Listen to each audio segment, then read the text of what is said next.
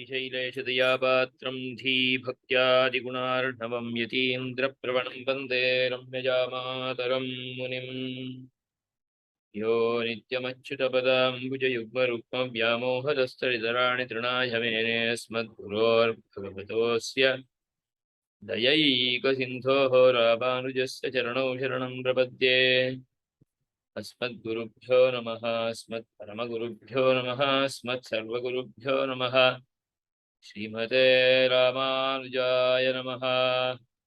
अस्मद्गुरुपरम्परायै नमो नमः। नमः सकलकल्याणभाजनं यत्र जायते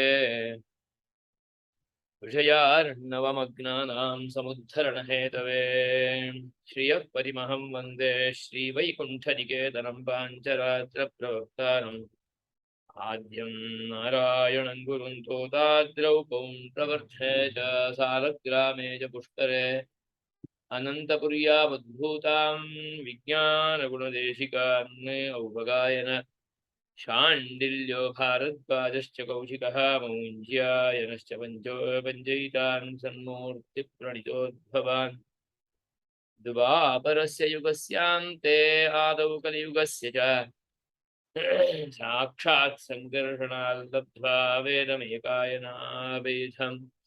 सुमन्तुं जैमिनिं चैव भृगुं चैव उपगायनम् मौञ्ज्यायनं च तं वेदं मयेदसंनिबध्यापयत्पुरा भगवत्कथितान् जातान् भगवच्छास्त्रतत्परान् दीक्षामन्त्रावश्च चक्राब्जे शिष्यान् लक्ष्मीपतिप्रियान् विष्णोर्भगवतः स्वार्थपरार्थाराधनेतरान् वन्देऽहं गुणमाचार्यान् पाञ्चरात्रप्रवर्तकान् एष एकायनो वेदसंसारार्णवतारकः मोक्षायनाय वैपन्थाय तदन्यो न विद्यते तस्मादेकायनं नाम प्रवदन्ति मनीषिणः मूलवेदस्य सारस्य पाञ्चरात्रस्य जिष्णुषः मायामत्स्य विहारकूर्मगृहरान् कुहरान् पौत्रीन् यदृच्छा हरे काङ्क्षन् वामन खेलिपा भार्गव कृपा काकुत्स्थलीलाबला गोप हयासिर जगद्रक्षैकदीक्षा जय श्रीभूमिधृतवेषसेवितयुतं देवेश तुभ्यं नमः।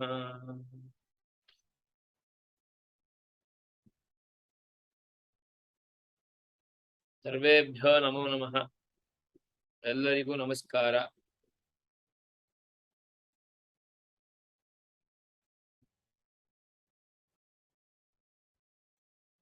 ಭಗವದಾರಾಧನ ವಿಧಿಯನ್ನ ನೋಡ್ತಾ ಇದ್ದೀವಿ. ಈಗಾಗಲೇ ತಮಗೆ 4-5 ಪೇಜಿನ ಭಗವದಾರಾಧನ ಕ್ರಮದ ಆರಂಭದ ಭಾಗವನ್ನು ಕಳಿಸಿದೆ. ಈಗ ಇದರೊಟ್ಟಿಗೆ ಪೂರ್ಣವಾಗಿ ಸುಮಾರು ಒಂದು 10 ಪೇಜಿನವರೆಗೆ 12 ಪೇಜಿನವರೆಗಿನ ಭಾಗವನ್ನು ಕಳಿಸಿದೆ. ಅದನ್ನು ಕೂಡ ನೀವು ಪ್ರಿಂಟ್ಔಟ್ ತಗೊಳ್ಳಿ. ಅದರ ಮುಂದಿನ ಭಾಗದ ಉಚ್ಚಾರಣಾ ವರ್ಗವನ್ನು ಕೂಡ ನಾನು ಕಳಿಸಿಕೊಡ್ತೇನೆ. इतः पूर्वं पञ्चपृष्ठात्मकं PDF प्रेषितमासीत्. इदानीं स्कैन् कृत्वा पुनः 12 संख्यापरिमितं प्रेषितं वर्तते. भवन्तः प्रिण्टौट् स्वीकुर्वन्तु. तदाधारेण पुनः वर्गादिकम् उच्चारण अनुच्चारण वर्गादिकं प्रेषयिष्यामः. ஏற்கனவே 5 பேஜ் மேட்ரு அனுப்பியிருக்கு. இப்போ மிச்சம் 5-6 பேஜ் மேட்ரு அனுப்பிட்டு இருக்கோம். அதை கூட பிரிண்ட் அவுட் எடுத்துக்கோங்க. இங்க அதனுடைய சந்தை கிளாஸ் கூட நடக்கும். அதை இதுல நம்ம ஷேர் பண்றோம்.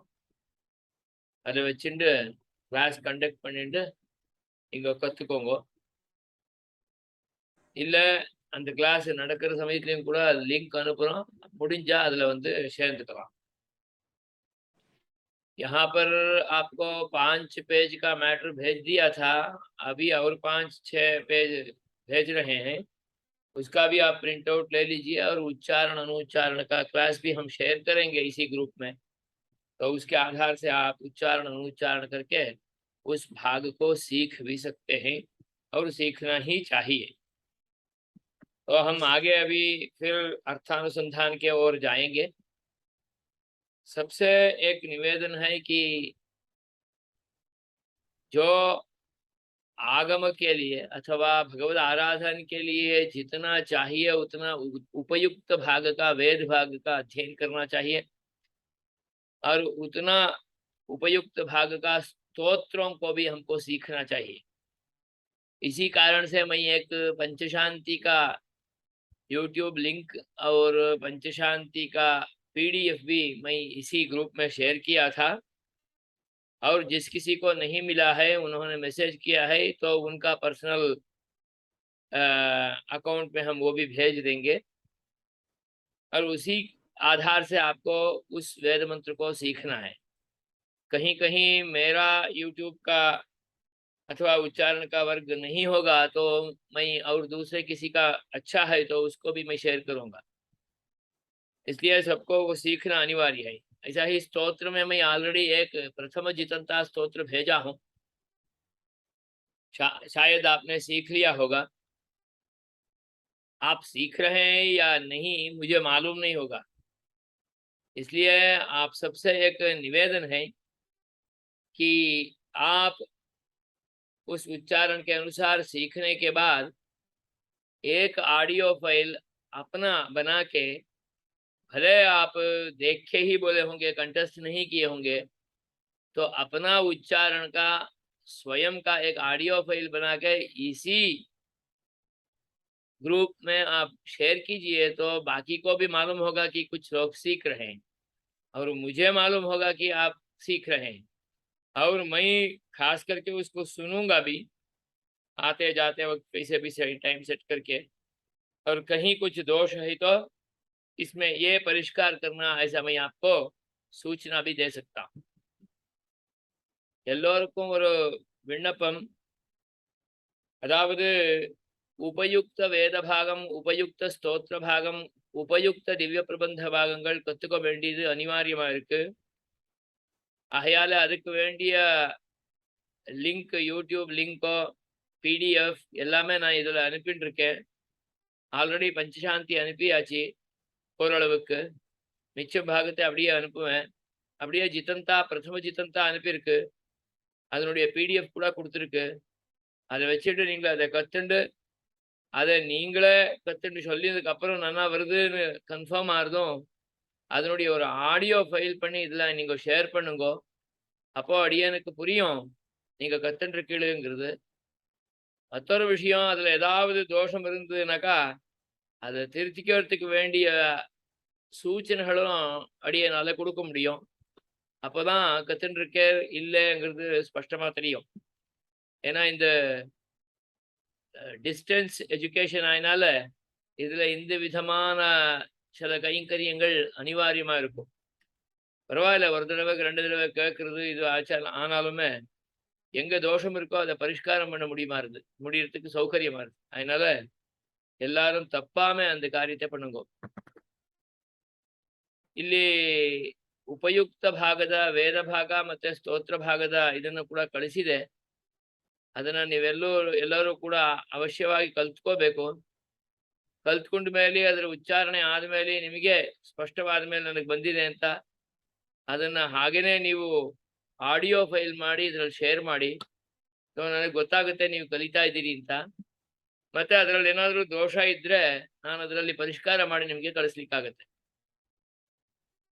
अत्र भवत्कृते दासजनोऽहं पीडीएफ फाइल एवञ्च ऑडियो उच्चारणक्रम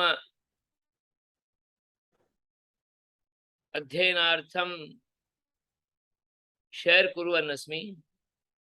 अतः तदाधारेण भवन्तः उच्चारणादिकम् अधीत्य यथा पंचशान्तिः, जितन्ता स्तोत्रं, तस्य अध्ययन अनन्तरं पठन अनन्तरं भवत्कृते स्पष्टं भवति चेत् अनन्तरं भवन्तः तस्य पुनः अनुच्चारणम् आडियो फैल् रूपेण कृत्वा अत्र शेर् कुर्वन्तु। यस्य आधारेण अहं ज्ञातुं प्रभवामि यत् भवन्तः अत्र अध्ययनं कुर्वन्तः सन्ति इति। एवञ्च तत्र कोऽपि परिष्कारः दोषमार्जनम् अपेक्षितं चेत् तदपि अहं कर्तुं शक्नोमि। अतः कृपया भवन्तः सर्वेपि तस्य अनुकरणं कुर्वन्तु।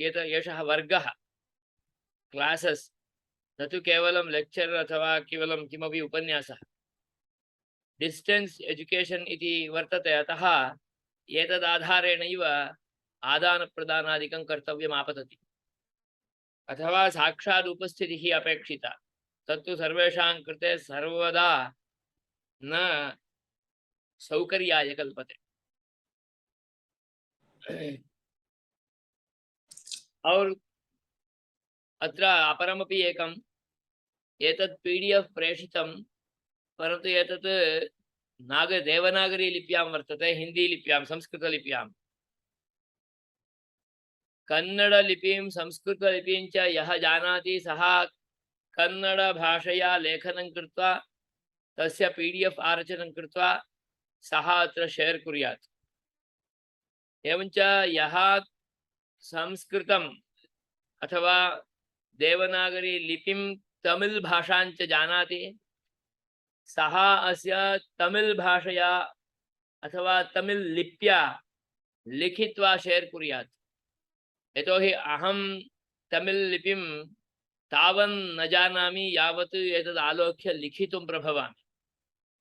अतः ये ट्रान्स्लिट्रेशन् कर्तुं शक्नुवन्ति ते तत् कृत्वा शेर् कुर्वन्तु, येन केवलं तमिळ् लिपिं ये जानन्ति ते अस्य उपयोगं स्वीकर्तुं शक्नुवन्ति। यहाँ अत्र இங்கே யார் தமிழ் சம்ஸ்கிருதம் தெரியுமோ அவ இந்த லிபியில இருக்கிறத தமிழ் லிபியில எழுதி அதை கூட ஸ்கேன் பண்ணி ஷேர் பண்ணுங்க. யாருக்கு இந்த லிபி புரியலையோ அவளுக்கு சௌகரியமா இருக்கும். ಅದು போலவே ಕನ್ನಡத்தை ಯಾರು தெரியுமோ அவ வந்து ಕನ್ನಡத்தை பண்ணுವಾ. ಯಾರಿಗೆ ಕನ್ನಡ ಗೊತ್ತೋ ಅವರು ಕನ್ನಡ ಸಂಸ್ಕೃತ ಎರಡೂ ಗೊತ್ತಿರುತ್ತೆ. ಅದರಿಂದ ಆ ಲಿಪಿಯನ್ನು ನೋಡಿ ಕನ್ನಡದಲ್ಲಿ ಬರೆದು ಅದನ್ನು ಶೇರ್ ಮಾಡಿ. ಕನ್ನಡದವರಿಗೆ ಇದು ಅನುಕೂಲ ಆಗುತ್ತೆ. ಈ ಎರಡು ವಿಷಯ. ಮತ್ತೊಂದು ವಿಷಯ ಪ್ರಧಾನವಾದದ್ದು,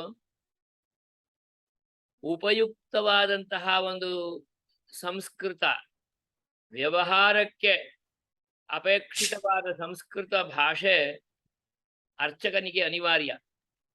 ಅವನು ಕಲಿತುಕೊಳ್ಳಲೇಬೇಕು. ಸ್ವಲ್ಪ ಮಟ್ಟದಲ್ಲಿ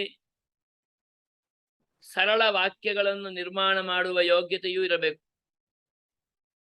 ಅದಿದ್ದಲ್ಲಿ ಮಾತ್ರ ಅವನು ಪರಾರ್ಥ ಯೋಜನವನ್ನು ಮಾಡುತ್ತಾ ಹಲವರಿಗೆ ಹಲವರ ಕ್ಲೇಶಗಳನ್ನು ದುರ್ಗುಣಗಳನ್ನು ನಿವಾರಿಸಲು ಸಂಕಲ್ಪವಾದಿಗಳನ್ನು ಮಾಡುವಾಗ ಸ್ಪಷ್ಟವಾಗಿರುತ್ತದೆ. ಆದ್ದರಿಂದ ಸಹಜ ಸುಲಭವಾದ ಸಂಸ್ಕೃತವನ್ನ ಕಲಿಯೋದು ಅಷ್ಟು ಕಷ್ಟವಲ್ಲ. ಅದಕ್ಕೆ ಕೋರ್ಸ್ ಮೆಟೀರಿಯಲ್ ಇದೆ. ಮತ್ತೆ ಟೀಚ್ ಯುವರ್ ಸೆಲ್ಫ್ ಸಂಸ್ಕೃತ್, ಸ್ವಯಂ ಆ ಸಂಸ್ಕೃತ ಭಾಷೆಯನ್ನ ತಾನೇ ಕೆಲಸ ಮಾಡಿ ತಾನೇ ಕಲಿತುಕೊಳ್ಳಲು ಕೂಡ ಅವಕಾಶ ಇದೆ. ಅದರ ಕೋರ್ಸ್ ಮೆಟೀರಿಯಲ್ ಅನ್ನು ಕೂಡ ನಾನು ನಿಮಗೆ ಈ ಗ್ರೂಪ್ ಮೂಲಕವಾಗಿ ಶೇರ್ ಮಾಡ್ತೇನೆ. ಹಾಗೂ ಅದರ ಒಂದು 50 ರಿಂದ 60 ಕ್ಲಾಸ್ ಇದೆ ಸರಳ ಸಂಸ್ಕೃತ ಕಲಿಯೋದಕ್ಕೆ. ಅದರ ಲಿಂಕ್ ಅನ್ನು ಕೂಡ ನಾನು ಕಳಿಸ್ತೇನೆ. ಅದು ಪ್ರಾಯಃ ರಾಷ್ಟ್ರೀಯ ಸಂಸ್ಕೃತ ಸಂಸ್ಥಾನದ ಸೈಟ್ನಲ್ಲಿದೆ. ಆ ಲಿಂಕ್ ಅನ್ನು ಕಳಿಸ್ಕೊಡ್ತೇನೆ. ಅದನ್ನ ಇಟ್ಕೊಂಡು ನೀವು ಒಂದು 30 ಕ್ಲಾಸು 60 ಕ್ಲಾಸ್ ಇದೆ, ಅದನ್ನು ಅಟೆಂಡ್ ಮಾಡಿದ್ರೆ ಸರಳ ಸಂಸ್ಕೃತದ ಒಂದು ಮಾನ ನಿಮಗೆ ಸ್ಪಷ್ಟವಾಗುತ್ತೆ. ಆಗ ಯಾವುದೇ ವಿಧವಾದ ದೋಷ ಆಗಲಿಕ್ಕೆ ಅವಕಾಶ ಇರೋದಿಲ್ಲ. ಯಾಕೆಂದ್ರೆ ನಾವು ಅರ್ಚಕರಾಗಿದ್ದು ಪರಾರ್ಥ ಯೋಜನವನ್ನು ಮಾಡುವ ಜವಾಬ್ದಾರಿಯನ್ನು ಹೊತ್ತಿದ್ದೇವೆ. ಕಲಿಯುವುದು ಯಾವ ವಯಸ್ಸಿನಲ್ಲಿಯೂ ಏನೂ ಕಷ್ಟವಿಲ್ಲ. ಆದ್ದರಿಂದ ಇದನ್ನು ಅವಶ್ಯವಾಗಿ ಮಾಡಬೇಕು ಅಂತ ಎಲ್ಲರಲ್ಲಿಯೂ ಸವಿನಯ ಪ್ರಾರ್ಥನೆ. ನನ್ನ ವರ್ಗ ಕ್ಲಾಸ್ ಕೇವಲ 3 ದಿನ ಇರುತ್ತೆ, ಅದು 45 ನಿಮಿಷ. ಆದರೆ ನಿಮ್ಮ ಅಭ್ಯಾಸ ಪ್ರತಿದಿನವೂ ಮಿನಿಮಮ್ 1 ಗಂಟೆ ಇರಬೇಕು. ಆಗ ಮಾತ್ರ ಸ್ಪಷ್ಟ ಜ್ಞಾನ ಬರಲಿಕ್ಕೆ ಅವಕಾಶ. आप सबसे एक विनम्र निवेदन है कि उपयुक्त संस्कृत भाषा सीखेंगे नहीं तो अर्चक होते हुए परार्थ यजन मंदिरों में कर नहीं पाएंगे। और सरल संस्कृत वाक्यों का निर्माण करने के लिए कहूँ बहुत बड़ा चतुशास्त्र विद्वत्ता का अपेक्षा नहीं है। और यह वह अत्यंत सरल रूप में भी हम घर में भी बैठे बैठे सीख सकते हैं। इसके लिए एक कोर्स मटेरियल भी है, टीच यूर सेल्फ संस्कृत ऐसा करके, जिसको बहुत मेहनत करके कुछ विद्वान लोगों आदर्श पुरुषों बनाए हैं। उसका प्रकाशन भी हो गया है, उसको मैं यहाँ पर आपको शेयर करता हूँ और आपका एड्रेस यहाँ पर रख देंगे तो आपको वो पुस्तक भी सामने आपका जगह में आ जाएगा, जिसमें वर्कबुक भी है। और उस पुस्तक को कंप्लीट करने के लिए, स्टडी मटेरियल के लिए कंप्लीट करने के लिए आपको वर्ग भी है। वो वर्ग भी आपको ऑनलाइन में मिलेगा, उसको भी लिंक में भेज देता हूँ। तो इसके आधार से आप उसका 60 क्लासेस है, आप जब भी टाइम लेके थोड़ा थोड़ा कर देंगे तो अच्छी तरह से संस्कृत भाषा में भी प्रवेश आ जाएगा। तो साधारण संस्कृत से अपना नित्य व्यवहार हो जाएगा और संस्कृत में निबद्ध सरल वाक्य के आधार से रहने वाला ये प्रयोग ग्रंथ हो अथवा इसका संहिता का छोटा छोटा भाग हो, अच्छी तरह से समझ में आ जाएगा। मंदिर में परार्थ यजन दोष वगर, दोष के बिना हम कर पाएंगे। ಎಲ್ಲರಲ್ಲಿಯೂ ಸವಿನಯ ಪ್ರಾರ್ಥನೆ ಹೇಳಿದೆ. எல்லோர ஒரு கிட்ட ஒரு வினீதமான ஒரு பிரார்த்தனை. அதாவது சரள சம்ஸ்கிருதம் கத்துண்டாதான் சின்ன சின்ன வாக்கியங்கள் நம்மால நிர்மாணம் பண்ண முடியும். அது வந்தாதான் நமக்கு ஆகம சாஸ்திரம், பகவத் ஆராதனம், அந்த ஸ்தோத்திரம், அந்த ஸ்ருதி வாக்கியம், அந்த ஆகம வாக்கியங்கள், அதுக்கு அனுகுணமாக நாம பண்ணக்கூடிய சங்கல்பாதிகள் எல்லாம் ஸ்பஷ்டமா இருக்கும். ஆகையால இது ஒன்றும் பெரிய விஷயம் இல்லை. இதை கத்துக்கிறதுக்கு சரள வாக்கிய நிர்மாணம் பண்ண வேண்டிய அளவுக்கு கத்துக்கிறதுக்கு ஒரு விதமான சதுசாஸ்திர பாண்டித்யமா அவசியம் இல்லை. இதுக்காக டீச் யுவர் செல்ஃப் சான்ஸ்கிரிட், நீங்கள் உங்களாலேயே உங்கள் பிரயத்னத்தாலேயே இந்த பாஷையை கற்றுக்க முடியும் அப்படிங்கிறதுக்காக ஒரு வைஜானிகமாக ரிசர்ச் பண்ணி ஒரு கோர்ஸ் மெட்டீரியல் நிர்மாணம் பண்ணியிருக்கா. அதை நான் இதில் அனுப்பி தருவேன். அதுக்கு வேண்டிய லிங்க்கும் தருவேன். அந்த கிளாஸஸ் கூட இருக்கு, அதை அட்டென்ட் பண்ணி அதை கற்றுக்கோங்க. அதால் ஈஸியாக பரார்த்த யஜனத்தில் தோஷம் இல்லாமல் கைங்கரியங்களை செய்ய முடியும். இது அத்தியந்தம் அபேட்சிதம்.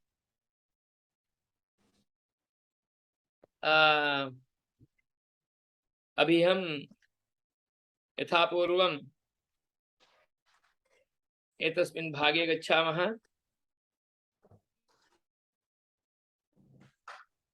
तत्र नेत्रमन्त्रेण दीपं प्रज्वाल्य तावत्पर्यन्तम्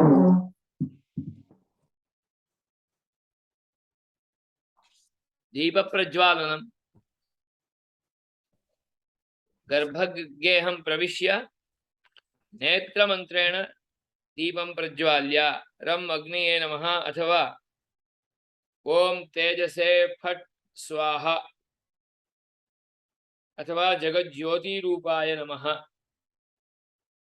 केचन अग्नेनया इत्यादि वा वेदमन्त्रादिकमपि पठन्ति, तत्र क्लेशो नास्ति, तत्सर्वं कर्तुं शक्नुवन्ति। तदनन्तरं तत्र संप्रदायेपि कुत्रचित् पौराणिकश्लोकानाम् अनुसन्धानं वर्तते, तदपि कर्तुमर्हति। दीपज्योतिर्नमस्तेऽस्तु दीपज्योतिर्जनार्दन दीपो मे हरतु पापं दीपज्योतिर्नमोऽस्तु ते। भो दीप देवीरूपस्त्वं कर्मसाक्षी ह्यविघ्नकृत् देवरूपस्त्वम् इत्यपि पाठः। यावत् कर्मसमाप्ति स्यात् तावत् त्वं सुस्थिरो भव इति रं जगज्योतिरूपाय नमः। तत्र चंद्रमा मनसो जातः इत्यादि पुरुषसूक्तोक्तमन्त्रस्यापि अनुसन्धानं कुर्वन्ति। तत्रापि अविरुद्धम् अनुक्तम् अन्यतो ग्राह्यम् इति न्यायेन योग्यरूपेण अस्मत्कृते विरोधो न भवति चेत् तादृशानां मन्त्राणां श्लोकानां वा पठने अनुसन्धाने विप्रतिपत्तिः नास्ति। यहाँ पर दीपज्योतिर्नमस्ते अस्तु इत्यादि श्लोकों का भी अनुसंधान करते हैं, वो भी कर सकते हैं। भो दीपदेवी रूपस्त्वम, वो भी कर सकते हैं। ಹಿಂಗೆ ದೀಪಜ್ಯೋತಿರ್ನಮಸ್ತೆಸ್ತು ಭೋದೀಪದೇವಿ ರೂಪಸ್ತ್ವಂ ಅಥವಾ ದೇವರೂಪಸ್ತ್ವಂ இத்தியாதி ஸ்லோகங்களுடைய அனுசந்தானமும் சில பேர் பண்ணுவா. பண்றதுல ஒன்றும் தப்பு ஒன்றும் கிடையாது. திருவழுக்கு தாயாரை எந்த விதத்துல ஒன்றாலும் நினைக்கலாம். நன்னா அனுசந்தானத்துல அந்த சமயத்துல எவ்வளவு சாத்தியமோ அவ்வளவு பண்ண வேண்டியது. சில கோயில்கள்ல வெளியில ஒரு திருவிளக்கு, உள்ள ஒரு திருவிளக்கு, அதுக்குள்ள ஒரு திருவிளக்கு அப்படின்னு 3-4 திருவிளக்குகளை ஏற்றி தான் உள்ள போக வேண்டியதா இருக்கும். அப்போ இவ்வளவும் அனுசந்தானம் பண்ண முடியும். அது போலவே ಇಲ್ಲಿ ಹಲವು ಶ್ಲೋಕಗಳ ಅನುಸಂಧಾನ ಕ್ರಮವೂ ಇದೆ ವಾಡಿಕೆಯಲ್ಲಿ, ಅದನ್ನು ಕೂಡ ಮಾಡಿಕೊಳ್ಳಬಹುದು.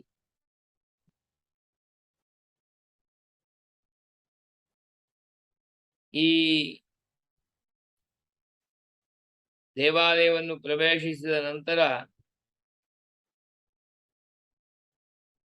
ಭಗವಂತನನ್ನ ಸ್ಮರಿಸಿ ನಮಸ್ಕಾರ ಮಾಡಿ ಸಮಸ್ತ ಪರಿವಾರಾಯ ಅಯುತಾಯ ಅಚ್ಯುತಾಯ ನಮೋ ನಮಃ ಅಥವಾ ನಮ್ಮ ಪುಂಡರೀಕಾಕ್ಷ ವಿದ್ಯೆ ಇದರ ಮೂಲಕವಾಗಿ ಪ್ರಣಾಮವನ್ನು ಮಾಡಿ ಆಗಿದೆ. ಹಾಗೆ ದೀಪವನ್ನು ಬೆಳಗಿಸಿ ಆಗಿದೆ. ಇದಾದ ನಂತರ ಹಸ್ತವನ್ನು ಶೋಧಿಸಿಕೊಂಡು ಭಗವಂತನ ಮೇಲಿರುವ ಮಾಲೆಯನ್ನ ತೆಗೆಯಬೇಕು. ಆ ಮಾಲೆಯನ್ನು ತೆಗೆದ ತಕ್ಷಣ ನಿರ್ಮಾಲ್ಯವಾಗುತ್ತದೆ. ತೆಗೆಯುವವರೆವಿಗೂ ಭಗವಂತನ ಮೇಲಿರುವ ಮಾಲೆ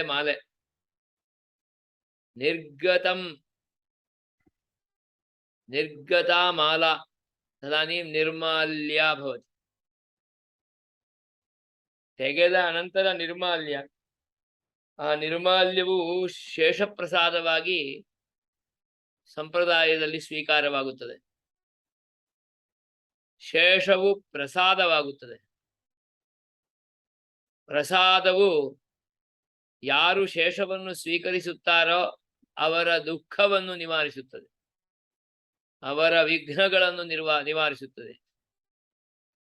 ಪ್ರಥಮ ನಿರ್ಮಾಲ್ಯ ಶೇಷಪ್ರಸಾದ ಸ್ವೀಕಾರಕ್ಕೆ ಅಧಿಕಾರ ಭಗವಂತನ ಸೇನಾಧಿಪತಿಗೆ.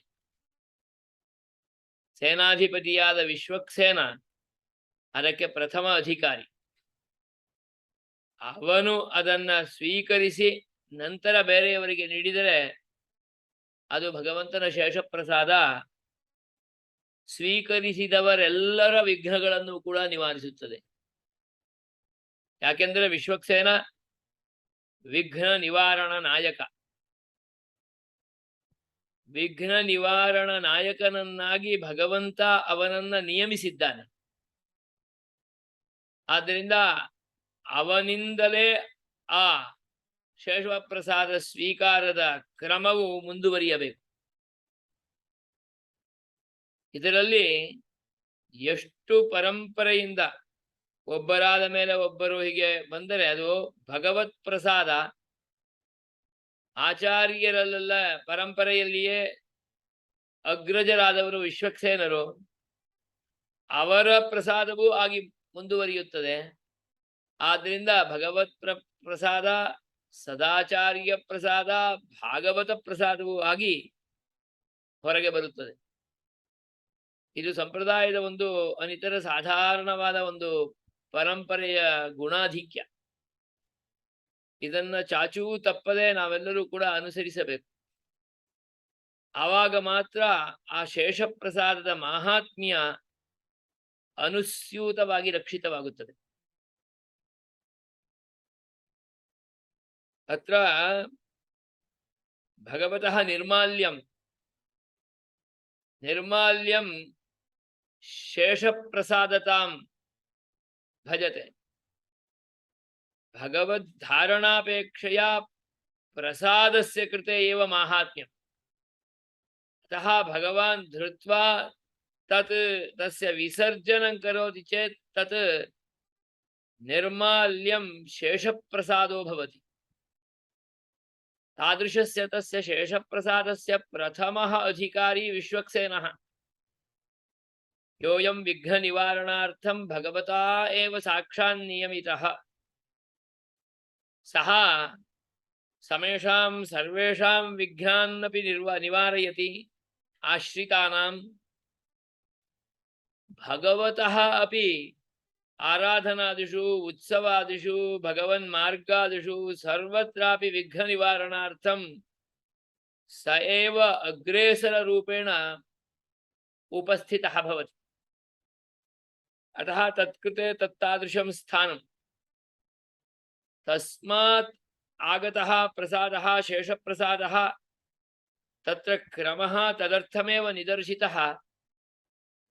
भगवत्प्रसादः भागवतकरस्पर्शेण विना समायाति चेत् सः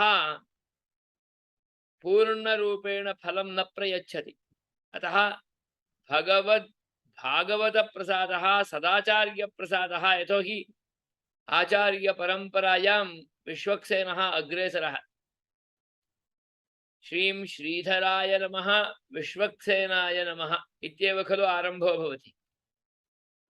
श्रीं श्रियै नमः श्रीधराय नमः, श्रीधराय नमः श्रीं श्रियै नमः विश्वक्सेनाय नमः. श्रियै साक्षात् प्रसादरूपेण तत्र गमनस्य आवश्यकता नास्ति. यतोहि सा उरस्थले एव भगवतः स्थाने निवसति. अतः साक्षात् नारायणस्य प्रसादः अपि लक्ष्मीनारायणप्रसादरूपेण एव बहिरायाति.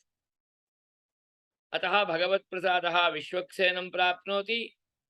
तदनन्तरमेव अग्रे सदाचार्याणां कृते तदनन्तरमेव अन्ये प्रसादरूपेणापि स्वीकर्तुम् अर्हाः भवन्ति. अतः प्रथमाधिकारी विश्वक्सेन. இங்கே எம்பெருமானுடைய பிரசாதம் அவருடைய கழுத்துல இருந்து இறங்கின பிறகுதான் அது அந்த மாலை நிர்மால்யமாகும். நிர்கதா மாலா யஸ்மாத், நிர்கதா மாலா ஆனதான் அது நிர்மால்யமாகும். அந்த நிர்மால்யம்ங்கிறது தியாஜ்யம் இல்லை சம்பிரதாயத்துல. நிர்மால்யம் என்கிறது விசேஷமாக ஸ்வீகாரார்ஹம், பிரசாதரூபேண ஸ்வீகாரார்ஹம், சேஷப்பிரசாதரூபேண ஸ்வீகாரார்ஹம். அந்த பிரசாதம்ங்கிறது பிரசாதே சர்வதுக்கானாம் ஹானிரஸ்யோபஜாயதே. துக்க ஹானியை உண்டு பண்றதுக்கு இருக்கக்கூடிய ஒரு அனிதர சாதாரணமான சாமர்த்தியம் அந்த பிரசாதத்துக்கு உண்டு. அதனால அது ஸ்ரீகந்தமாகட்டும், புஷ்பமாகட்டும், திருத்துழாயாகட்டும், எல்லாமே பகவத் ஸ்பர்ஷமாய் வழியில வந்தா அது பிரசாதமாகும். சம்பிரதாயத்துல அந்த பிரசாதத்துக்கும் கூட முக்கியாதிகாரி சேனாநாயகனான விஸ்வக்சேனர். அந்த விஸ்வக்சேனர் ஸ்வீகரித்து வழியில கொடுத்தாதான் அது பிரசாதம் துக்க ஹானி காரணமாக இருக்கும், பிரசாத ரூபமாக ஆகும். ஏன்னா பகவத் பிரசாதம் பாகவத சம்ஸ்பர்ஷமாய் முன்ன போனாதான் அது யோக்கியமா இருக்கும் அப்படின்னு சொல்லி எம்பெருமான் கூட ஆசைப்படுறான். அதனால்தான் சதாச்சாரிய பரம்பரையில கூட அது வந்துடும்.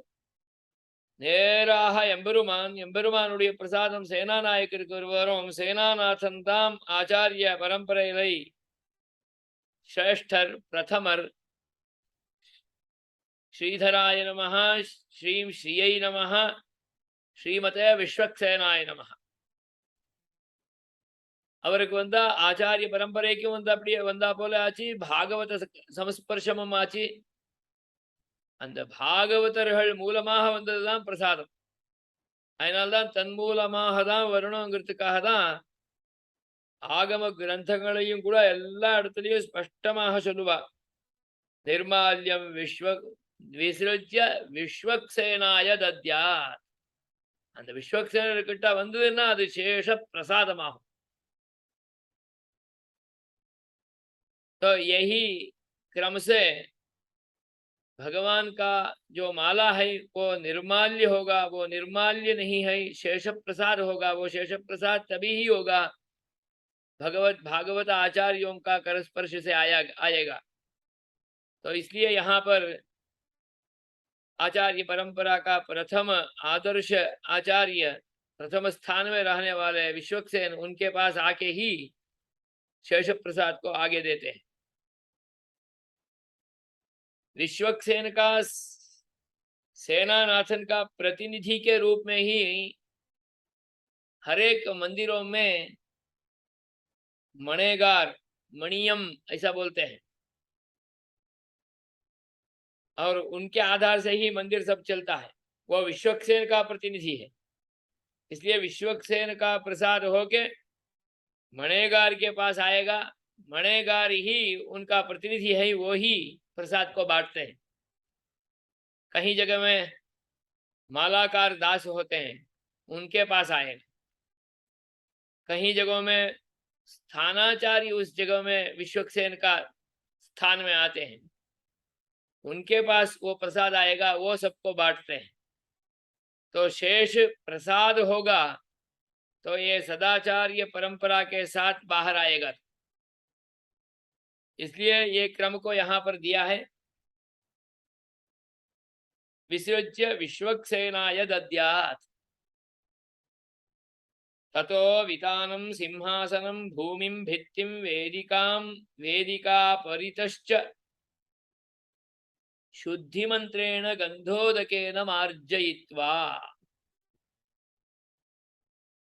पंक्ति बहुत सरल रूप में है। ततो वितानं सिंहासनम, गर्भगृह का पूर्ण रूप में शुद्धिकरण का जिम्मेदारी जो वहां पर अर्चक, परिचारक, कुछ जगह में स्थानाचार्य, उनका होता है, और अर्चक का उसमें मुख्य जिम्मेदारी है। इसलिए भगवान के ऊपर जो वितान होता है, उस वितान को बार बार देखते रहना और उसका शुद्धिकरण करते रहना, क्योंकि धूली वहां ही पड़ता है, और ऊपर से कभी कभी कुछ कीट जंतुओं आ गया होता है, उसको वहां अवकाश नहीं देना। उसको संप्रदाय में नित्य सूर्यों ऐसा भी कहते हैं। और वो वितान इतना शुद्ध होना चाहिए, क्योंकि वो मंडलाधारित वितान होता है। आपको आगे आएगा, शायद विषय ज्यादा हो सकता है। वितान में भी जिस मंदिर में जो मंडल का आराधन है, उस मंडल का प्रतीक स्वरूप वहां रहता है, उसके अंदर वो प्रतिष्ठित होता है। उससे ही भगवान का रक्षा का कामना करते हुए उस वितान को बांधते हैं। आप देखे होंगे कहीं भी भगवान सवारी में जाते हैं, तो सवारी में जाके जहां कहाँ भी मंटपोत्सव होगा, तो उस मंटप के ऊपर भी वितान के बिना भगवान वहां पर विराजमान नहीं होंगे। जिस वितान को मंदिर से ही लाते हैं, मंदिर वाले ही बांधते हैं, और मंदिर के ऊपर जो वितान है, उस वितान के अंदर मंडल का प्रतीक स्वरूप होता है, प्रतिष्ठित होता है। इसलिए उसको अत्यंत शुद्ध रूप में स्वीकार करके लेके आके उसको बांधते हैं। उसका बांधने का जिम्मेदारी पुरुष भी होते हैं। इसलिए वितान शुद्धिकरणम वितान को अच्छी तरह से रखना ये हमारा प्रथम जिम्मेदारी. இங்கே ரொம்ப முக்கியமான விஷயம் விதானம். அந்த விதானம்ங்கிறது மேல்கட்டு என்கிற சப்தத்துல இருக்கு. அந்த மேல்கட்டுல நடுவுல ஒரு புஷ்பம் இருக்கும். அந்த புஷ்பம் தான் அந்த சஹஸ்ரதள புஷ்பம் அப்படின்னு சொல்லுவா. அந்த புஷ்பம் இருந்தாலும் அதுக்கு உள்ள அந்த வஸ்திரத்தையே 2 மடிவாக பண்ணி அதுக்குள்ள அந்த மண்டலத்தை வச்சிருப்பா. எந்த சந்நிதியில சில சந்நிதியில சக்கராப்ஜ மண்டலம் இருக்கோ, சில சந்நிதியில அப்ஜநாப புவன மண்டலம் இருக்கும். எந்த சந்நிதியில எந்த மண்டலம் இருக்கோ அந்த மண்டலத்துடைய பிரதீகத்தை துணியால தைச்சு அதுக்குள்ள சேர்த்திருப்பா. அந்த மண்டலத்துக்கு பிரதிஷ்டை உண்டு. பிரதிஷ்டிதமான அந்த மண்டலத்தை மேல கட்டிருக்கிறதுனால தான் எம்பெருமானுக்கு அது ரக்ஷை. அதனாலதான் விதான கைங்கரியங்கிறது தனியான ஒரு கைங்கரியம். அதுக்கு சேர்ந்த வியக்தி தான் அதை பண்ணுவான். அது அர்ச்சகாருடைய பிரதம ஜவாப்தாரியான கைங்கரியம். அந்த கைங்கரியத்துல அந்த விதானத்தை ரொம்ப ரட்சிச்சு பார்த்துக்கணும். சந்நிதிக்குள்ளேயும் இருக்கும். அதனால அந்த விதான சுத்தீகரணத்துல இருந்து ஆரம்பிச்சு மேல இருந்து கீழே வரைக்கும் ಮುಳುಕಾಹ ಶುದ್ಧಿಯಾಗணும். ಮೇಲಿಂದ ಕೆಳಗಿನವರೆಗೆ ಮಂದಿರದಲ್ಲಿ ಶುದ್ಧಿಯಾಗಬೇಕು. ಅದರಲ್ಲಿ ವಿತಾನದ ಶುದ್ಧಿ ಅತ್ಯಂತ ಪ್ರಧಾನ. ವಿತಾನವನ್ನೇ ನಡುಚಪ್ಪರ ಅಂತ ಹೇಳ್ತಾರೆ. ಆ ನಡುಚಪ್ಪರದ ಒಳಗಡೆ ಮಂಡಲದ ಪ್ರತೀಕವಿರುವುದರಿಂದ ಅದನ್ನು ಚೆನ್ನಾಗಿ ಶುದ್ಧೀಕರಣ ಮಾಡಿ ನೋಡಿಕೊಳ್ಳಬೇಕು. ಸಾಕ್ಷಾತ್ ಭಗವತ್ ಸ್ವರೂಪವೇ ಅದು ಮಂಡಲ. ಆದ್ದರಿಂದ ಆ ಭಗವಂತನ ರಕ್ಷಣೆಗಾಗಿ ಕಟ್ಟಿರತಕ್ಕಂತಹ ಆ ವಿತಾನದ ಪೂರ್ಣ ರಕ್ಷಣೆಗಾಗಿ ಅದರ ಶುದ್ಧೀಕರಣವನ್ನು ಕೂಡ ಆಗಾಗ ಮಾಡ್ತಾ ಇರಬೇಕು. ಆದ್ದರಿಂದ ವಿತಾನದಿಂದ ಆರಂಭಿಸಿ ನಂತರ ಅವನ ಸಿಂಹಾಸನ, ಕೆಲವು ಕಡೆ ಉತ್ಸವ ಮೂರ್ತಿಗೆ ಮಾತ್ರ ಸಿಂಹಾಸನ ಇರುತ್ತೆ. ಎಲ್ಲೆಲ್ಲಿ ಯಾವ ರೀತಿಯಲ್ಲಿ ಅನುಸಂಧಾನವಿರುತ್ತೋ ಆ ರೀತಿ ನೋಡ್ಕೋಬೇಕು. ಮನೆಗಳಲ್ಲಿ ಆ ಮಂಟಪವನ್ನ ಶುದ್ಧೀಕರಣ ಮಾಡಿಕೊಳ್ಳಬೇಕು. ಕೆಲವು ಸಾರಿ ನಿತ್ಯವೂ ಮಾಡಬೇಕಾದ ಅವಶ್ಯಕತೆ ಇದ್ದಲ್ಲಿ, ಅವಶ್ಯಕತೆ ಇಲ್ಲದಿದ್ದಲ್ಲಿ 2-3 ದಿನಕ್ಕೆ ಒಂದು ಬಾರಿ ಆದರೂ ಕೂಡ ಅದನ್ನ ನಡೆಸಿಕೊಳ್ಳಬೇಕು. ವಿತಾನಂ ಸಿಂಹಾಸನಂ ದೇವಸ್ಥಾನಗಳಲ್ಲಿ ಮಾಡಲೇಬೇಕಾಗುತ್ತದೆ. ಯಾಕೆಂದರೆ ಮಂಟಪಾಶ್ರಿತ ದೇವತಾರಾಧನೆಯನ್ನು ಮಾಡಿದಾಗ ಅಲ್ಲಿ ಪುಷ್ಪಗಳನ್ನ ಮಾಲೆಗಳನ್ನ ಹಾಕಿರ್ತಾರೆ. ಅದು ಅನಿವಾರ್ಯವಾಗುತ್ತೆ ಅಲ್ಲಿ. ಭೂಮಿಂ ಭಿತ್ತಿಂ ವೇದಿಕಾಂಚ. ಭೂಮಿಂ ಅಂದ್ರೆ ಕೆಳಗಡೆಯ ಭಾಗ, ಭೂಮಿ ನೆಲ. ಭಿತ್ತಿ ಅಂದರೆ ಗೋಡೆ. ವೇದಿಕಾ ಅಂದ್ರೆ ಭಗವಂತನ ಪೀಠವನ್ನು ಇರ್ಲಿಕ್ಕೆ ಇರ್ತಕ್ಕಂತಹ ಜಾಗ, ಅದು ವೇದಿಕೆ. ಸಿಂಹಾಸನದಲ್ಲಿ ವೇದಿಕೆ ಇರುತ್ತೆ. ಅದೆಲ್ಲವನ್ನು ಕೂಡ ಶುದ್ಧೀಕರಣ ಮಾಡಿಕೊಳ್ಳಬೇಕು. ನಿತ್ಯ ಶುದ್ಧಿ ಮಾಡ್ತಾ ಇದ್ರೆ ಕೀಟ ಜಂತು ಇತ್ಯಾದಿಗಳ ಪ್ರಸಕ್ತಿ ಇರುವುದಿಲ್ಲ. ನಿತ್ಯ ಶುದ್ಧಿ ಆಗದಿದ್ದಲ್ಲಿ ಆ ಕೀಟ ಜಂತುಗಳ ಪ್ರತಿನಿತ್ಯವೂ ಗಮನಾಗಮನಗಳು ಅಧಿಕವಾಗುತ್ತದೆ. ಮತ್ತು ನಿತ್ಯವೂ ಭಗವಂತನ ವಸ್ತ್ರವನ್ನು ಪರಿವರ್ತನೆ ಮಾಡ್ತಾ ಇದ್ದರೆ ಈ ಯಾವುದೇ ವಿಧವಾದ ಕ್ಲೇಶವೂ ಇರುವುದಿಲ್ಲ. ವಾರಕ್ಕೊಮ್ಮೆ, 2 ವಾರಕ್ಕೊಮ್ಮೆ, 15 ದಿನಕ್ಕೊಮ್ಮೆ ಈ ರೀತಿ ಮಾಡಲಿಕ್ಕೆ ಹೋದ್ರೆ ಈ ಹಲವು ಕ್ಲೇಶಗಳು ಬರುತ್ತವೆ. ಆದ್ದರಿಂದ ಇದನ್ನು ತಪ್ಪದೇ ನಡೆಸಿಕೊಂಡು ಹೋಗಬೇಕು. ವೇದಿಕಾಂ ಪರಿತಶ್ಚ, ಭಗವಂತನ ಸುತ್ತಲೂ ಕೂಡ ಚೆನ್ನಾಗಿ ಗುಡಿಸಿ ಸಾರಿಸಬೇಕು. ಆ ಸಾರಿಸೋದನ್ನೇ ಗಂಧೋದಕೇನ ಮಾರ್ಜಯಿತ್ವ, ಚಂದನ ತೀರ್ಥದಿಂದ. ಹಲವು ದೇವಾಲಯಗಳಲ್ಲಿ ಚಂದನವನ್ನು ತೇಯ್ದು ಹಚ್ಚುವ ಕ್ರಮವಿದೆ. ತೇಯ್ದು ಹಚ್ಚುವ ಆಲಯಗಳಲ್ಲಿ ಆ ತೇಯ್ದು ಗಂಧವನ್ನು ಸಿದ್ಧಪಡಿಸಲಿಕ್ಕಾಗಿ ಉಪಯೋಗಿಸಿದ ತೀರ್ಥ ಗಂಧೋದಕವಾಗಿರುತ್ತೆ. ಅದನ್ನು ಹಾಗೆಯೇ ಮಾರ್ಜನಕ್ಕೆ ಉಪಯೋಗಿಸಬಹುದು. सब मंदिरों में भगवान के सेवा के लिए श्रीगंध का निर्माण करते हैं, इसलिए उस समय में शुद्ध पानी का उपयोग किया होता है. इसलिए वो जो गंध निर्माण करने के लिए उपयोग किया पानी, उस पानी को ही स्वीकार करके हम वहाँ गर्भगृह के अंदर शुद्धिकरण के लिए उपयोग कर सकते हैं. इसलिए पोता मारना अत्यंत अनिवार्य है। तो वो भी गंधोदक से करना है। आजकल हम कुछ केमिकल वगैरह इत्यादि अंदर लेके जाने का प्रयास करते हैं। वो सब जितने हो सकता उतना निवारण कर देना, क्योंकि वहां पर अंदर अनपेक्षित अशुद्ध पदार्थों पहुंचना नहीं चाहिए, क्योंकि आजकल वो सब लिक्विड में अल्कोहल वगैरह वगैरह होता है। जो चीज अंदर नहीं पहुंचना चाहिए वो पहुंच जाता है, हमें पता ही नहीं होता है। इसलिए अर्चक, परिचारक, स्थानाचार्य जितना उस विषय में जिम्मेदारी पूर्वक होते हैं उतना उसका परिरक्षा कर सकते हैं। इसलिए उस क्षेत्र का मणेगार और आचार्यों ये सब विषय देखते देखते वहां पर सूचना देते देते आयोजन करते हैं। संप्रदाय का, शुद्धि का और आराधना क्रमों का, पारंपरिक क्रमों का परिरक्षण करना हमारा ही जिम्मेदारी। उसमें कोई अधिकारी नहीं आते हैं। वो अधिकारी का काम है ऐसा समझते हुए हम रहते हैं तो वो नहीं होगा, क्योंकि उसको वो उस विषय में ज्ञान भी नहीं है। वो केवल बाहर का मैनेजमेंट जानता है जो जरूरत नहीं है। इसलिए इस विषय में पूर्ण ग्रहण के साथ जागरूकता अर्चक परिचारकों को ही होनी चाहिए। वेदिकां परितश्च शुद्धिमंत्रेण गंधोदकेन मार्जयित्वा मार्जनं कृत्वा। ये मार्जन करते वक्त वहां पर शुद्धि मंत्र का भी अनुसंधान करना है। तो वो शुद्धि मंत्र भी वहां पर दिया है।